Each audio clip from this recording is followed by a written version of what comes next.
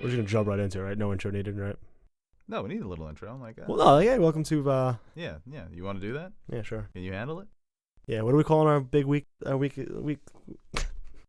Just open the fucking video. I know. Like, hey, welcome back to our week of. What's it called? 7 nights. Ready? Yeah. Hello, welcome back to Nerd Soup. I'm your host, Aaron. It's not an AM radio show. Parks and Rec with the radio guy. Hello. No, that's bad. Ready? Yes. Hello and welcome back to Nerd Soups. Going at it very aggressive there. Too aggressive? I wonder whether you pull it back. All right. I'll just take it from here. No, And welcome to Nerd Soup's All right. top 10 characters in Yep. Game of Thrones. The show's history. Okay. The history of the show. Not the book. This isn't based on the book. I was talking the whole time, so we should restart it. Okay. I can start it though. When you hear them whispering Kingslayer behind your back, doesn't it bother you? Of course it bothers me. A lion doesn't concern himself with the opinions of the sheep. Tywin for me is one of probably the best villains within the show. Not just the shock value you get with Ramsay and Joffrey, but just his menacing and control he has over basically everything he does. Is he a villain, though? I can see that argument, but his morals towards his own family, you can tell that he is not a character that you should be rooting for, but you do kind of in a way because he's just such a powerful, demanding character. Smartest character on the show, maybe? Best military mind, by far. Yes, by far. So And Charles Dance is such a commanding presence on screen. And just his whole character changes the whole scope of the show. You see his development and his relationship with his family. Yeah. How Family first. only if he likes you, which he doesn't like. Yeah. It's like anyone, even his own Kind family. of got rid of the best member of his family. But he did win the War of the Five Kings by pulling that move at the Red Wedding. Great move. Yeah, he just adds so much to the plot and to the show that even when you don't like him at times, it just makes the show that much better. You think he told Roose, hey, Roose, before you stab Robb, tell him that the Lannisters send their regards. The Lannisters send their regards. Couldn't make a Jaime Lannister because they worked too hard on redeeming him. Yeah, no, but that would have been cool. I think that would have added to his arc. But no, Tywin Lannister, he's the brightest character on the show. He's got a great military mind. And I think if it was the other way around, where the Starks pulled that move on the Lannisters, we would have been like, oh yeah, fuck yeah, Starks. But hey, he won the War of the Five Kings. Well, actually, never defeated my man Stannis. He was hanging on by a thread. Yeah, I guess so. Stannis? I've never been much of a fighter.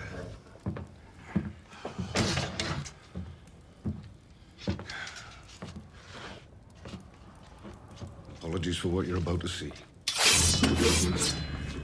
Davos the Onion Knight. I think after Ned died, Davos came in and kind of took the Ned mantle. One of the only realists on the show. Where in a show where everything's gray, you can see him leaning more towards the lighter side of the spectrum. And he does have some gray in him. He knows how to play the game with the big boys. Every character does, but he is more morally sound than most characters in the show. Yeah, and Liam Cunningham. What an accent. We are both anointed knights. Hear that, lads? Nothing to fear. I will grant amnesty to all brothers who throw down their arms before nightfall. And you, Sir Davos, I will allow you to travel south. A free man with a fresh horse. And some mutton. I'd like some mutton. What? I'm not much of a hunter. I'll need some food if I'm going to make it south without starving. Oh my god. Love that accent. Sleep on it. What? Yeah, he starts out with Stannis because Stannis is the one that allowed him to move up in the world. Born in Flea Bottom, then he helped Stannis during Robert's Rebellion. I mean, you gotta admire his devotion to Stannis. Right, and Stannis wasn't the perfect king. He even acknowledges that, but he's loyal. To a fault, maybe. Yeah, and the internal struggle you see with the character, and I think Liam Cunningham plays it so well, where he's so conflicted where he owes everything to Stannis, but he knows what is right and what is wrong. And at the same time, he'll die trying to convince Stannis that he's leading down the wrong path. Davos was basically playing the little angel on Stannis' shoulder. In contrast to Melisandre, Davos is a skeptic. He doesn't believe that magic and sorcery can win the Iron Throne, and his battles with Melisandre are some of the best scenes in the show. He tried to steer Stannis away from that dark path of no return, but Stannis became so disillusioned by the end of Season 5 that Davos had no choice but to follow a new leader. And teaming him up with Jon, a match made in heaven. What a perfect hand of the king to Jon Snow. Yeah, and I think it's one of the characters that's been, since he arrived into the show in season 2, and that scene at the end of season 6 with Melisandre in the hall in Winterfell. The throne thing? Is it a not a throne? throne. Well, technically, I guess it is a throne room now, Yeah, right? kinda, yeah. So- Everybody else has fancy chairs. He's got a little pull-out. That scene was absolutely fantastic. His acting in that when he was just ripping. I into love that Mel. little girl. Like she was my own. Dude, sick accent, man. Play the clip.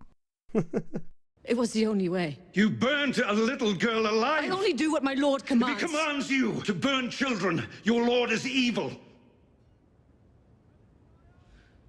We are standing here because of him.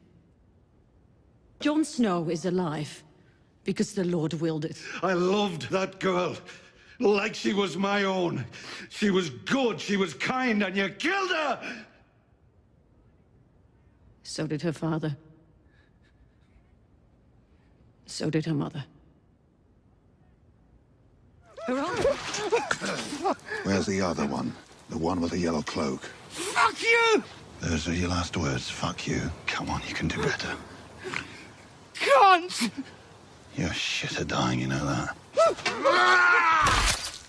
The reason why I like the Hound so much is his scenes with both Stark girls, Sansa and Arya. Not only do you get to know more about the Hound, you get to see how the Stark girls kind of grow in their own story arcs in relation to the Hound. Because the Hound's basically there for a good chunk of both of Sansa's development in A King's Landing and Arya's development throughout season 3 and 4. That would make such a great anime series. I love that little art that's floating around the internet of her and the Hound. He's a very misunderstood character, the Hound, because he kind of wants to live up to how society views him. Everybody sees him as a monster. He's got the half-burnt face. He's big. He's brooding. He's a great swordsman. So he almost feels like he has to live up to the reputation as a ruthless killer.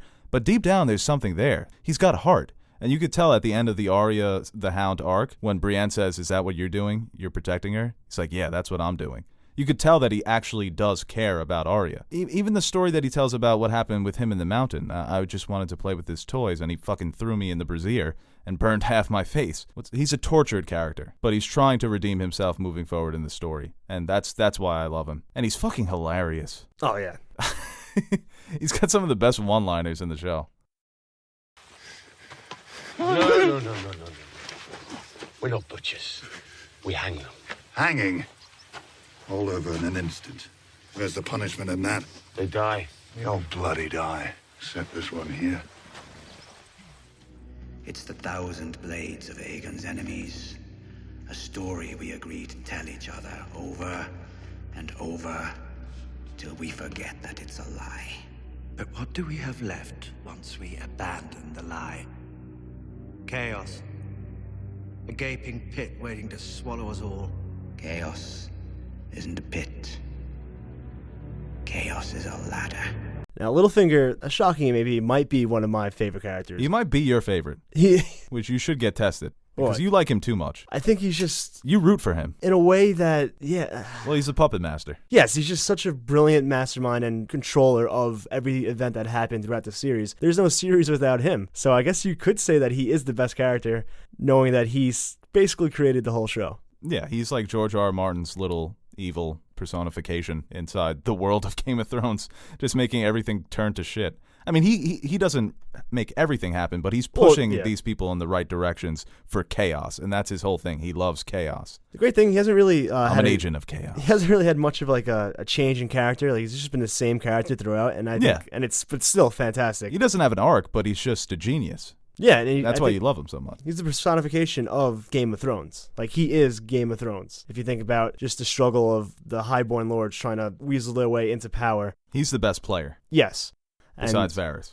Link to the Littlefinger vs. Varys video.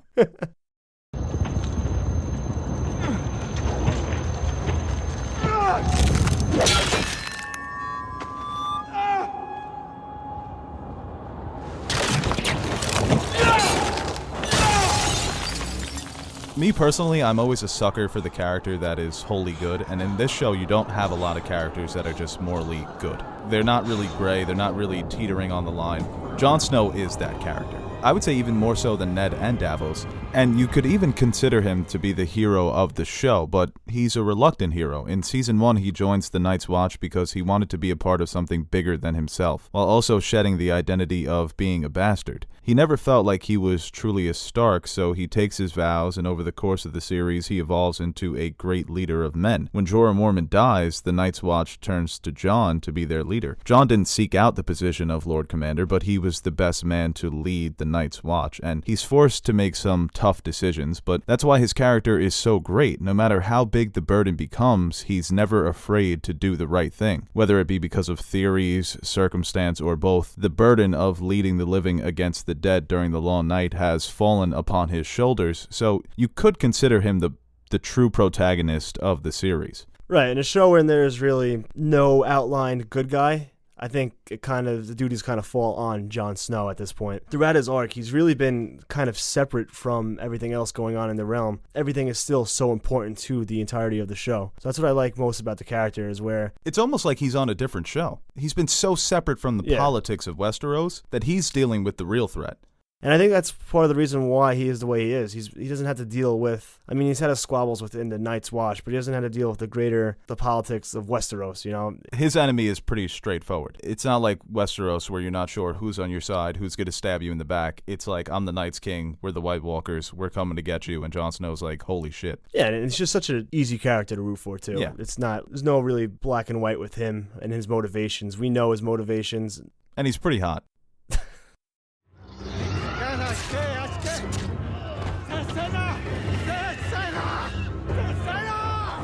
Dracarys.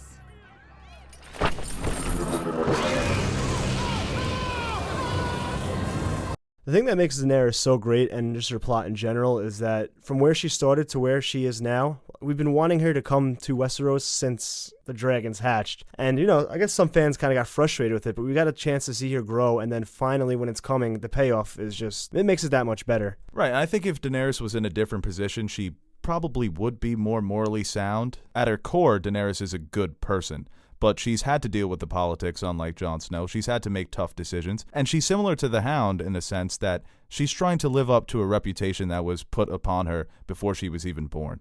She's had no choice but to try and avenge her family that was killed by the Baratheons. She has to take back what was stolen from her. It's a very interesting and complex arc that she has gone through. You can point to situations throughout the series where you kind of like, you know, that's not something a classic protagonist would do, a classic hero would do. She's made some tough decisions, some rash decisions, but some fans hate her. Some fans think she is the villain. And that makes it all the better for her. Like, that makes her character all the better. And I think Emilia Clarke also gets a bad rap for her performance in the show. I never understood that. I mean, in the beginning, I guess, relatively new actress, and then she came up in this big show that blew up. So I guess it's easy to nitpick things, but she's very confident. She knows how to play the character. She's been playing her for 6 years. And if people criticize the Season 1, Season 2 acting, Daenerys Targaryen was a naive little girl put into a world ruled by strong, powerful men, and she had to grow up faster than any character, probably besides Jon Snow. So it makes sense that the acting and the arc have grown together. But Daenerys Targaryen, one of the most iconic characters in fictional history, might not be number one on this list, but she might be the face of the show. You, on the other hand, are as big a fool as every other man. That little worm between your legs does half your thinking. It's not that little. And what can you say about Tyrion that hasn't already been said? He's the coolest character in the show. Yeah, I feel like this one's probably going to be our most commented on. Agree. Like, how's Tyrion not the best? I would say the only downside about Tyrion's character is his arc and plot. In the later seasons, he really hasn't been given much to do. Season 2, Season 3, Season 1, Tyrion, that's probably the best character on the show there. They did a study, a bunch of statisticians, and they tried to map out who's the main character in the show. And they came to the conclusion that it was Tyrion, because he's had the most interactions with different characters. And in the books, he gets the most point of view chapters. A lot of people believe that he's almost the character that represents George R.R. Martin. Because of his small stature, he was ostracized by society and his family, so that's why he reads books. He uses his mind. He is always the smartest person in the room. That's how he makes up for his small stature. It's similar to George R.R. Martin because he was an outsider. He grew up very poor, and the only way that he can leave his house was through books. He was always reading. So that's why I would consider Tyrion to be the most human character in the show. I mean, his perspective on everything is just right down the middle. He's not totally on the Stark. He's not all Lannister, but you can see where he's very objective in his viewpoints towards the politics and the Westerosi. He's a realist. Westeros in general, yeah. He's a realist, and he's also a pragmatist. He's got a little bit of his dad. He's got a little bit of the Stark in him. He's got a little bit of everything in him. That's what makes him so great. Tyrion's at his best when he's showing those Tywin-like attributes. He's Tywin with empathy. Yes. And Peter Dinklage has portrayed the character so well. When I read the books now, I see Peter Dinklage while reading Tyrion's characters. I kind of see Warwick Davis. Well, there you go. Are these condoms all right for you? Yeah. You sure they'll fit? Because it's one size fits all. Yeah, don't worry about it. I've made many mistakes in my life, but that wasn't one of them. Oh, but it was. When you play the Game of Thrones, you win or you die. There is no middle ground. This is where the list really does prove that we're not trying to make a list of our favorite characters. I don't think Cersei cracks my top 10. Well, I think she's just been the best character in the show so far. In the show? Yeah, I think. So she'd be your number 1. Probably, yeah. So she'd be your number 1. She'd probably be out of my top 10, so we compromised at 3. I think that's reasonable. Do the math. I just think what makes Cersei so great, besides the fact that I think Lena Headey definitely has the best performance on the whole show. I mean, Cersei's just been a main part of the whole show and arc. I mean, you can see where Tyrion, his later season arcs fall off. Arya's later season arcs fall off. Jon's doesn't really get started until around season 3. I think throughout the show, Cersei's been a mainstay and such a pivotal part of the show as a whole. The different storylines that always go through Cersei. I mean, especially her storyline in season 6, where you take a character that everyone's hated. You can argue that Cersei is probably the most hated character in the show, too. Yeah, I don't hate Cersei. I think because she's such a badass that I kind of like her now. Well, yeah, now, but there's a point where everyone absolutely despised Cersei, and they couldn't wait for something to happen to her that happened in season 6. But by the time you see Cersei get a taste of her own medicine, you feel bad for her and you sympathize with her, and you begin to root for her. That's the most incredible thing the show has ever done. For 5 seasons, people wanted to see this character die, or at least get beaten down, or pay for what she's done. And when it finally happened, everybody was like, "Aw." Come on, man. She doesn't deserve that. That's incredible to me. Because when I was watching it, I was like, oh, this sucks. Like, I've wanted this for so... I tried to tell myself, you want this. You remember what she did to Ned. The writing for her character is fantastic, and her whole development and arc has twists and turns, ups and downs, where now you were rooting for her in her own subplot, and now that she's taken the Iron Throne, you're kind of like, okay, Cersei, let's see let's see how long you can keep this going until Daenerys comes with her dragons. And that Michael Corleone scene when she's sipping on that wine after she blew up the set. My name is Arya Stark. I want you to know that.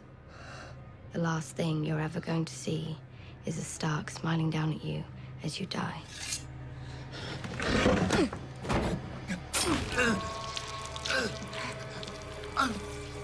The great thing with a character like Arya is that you get to see how, I guess, this chaotic Westerosi world can really change someone. Because we first get introduced to her as a young girl, a little feisty, tomboyish, but nothing like she is now. And you can just see like how all the terrible things that happened to her and her family really changed the way she is. Yeah, and in season 1, Ned kind of foreshadows her arc. I think more so in the books, where he says how Arya reminds him of his sister Lyanna. And they have had similar arcs for what we know about Lyanna. That season 1 to season 6, she's a totally different person.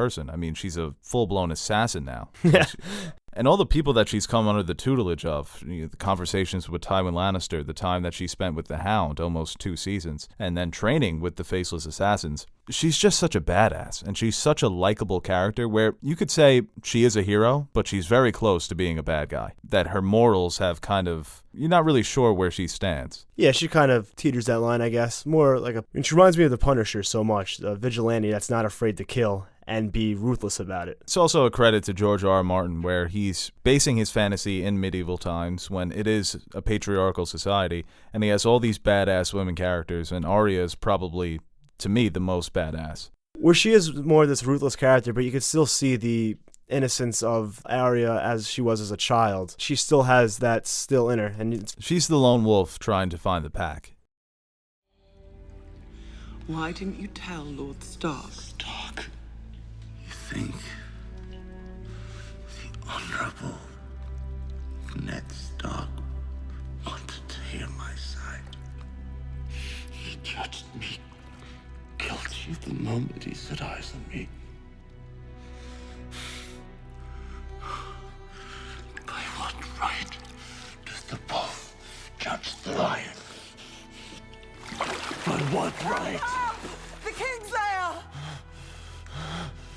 Jaime.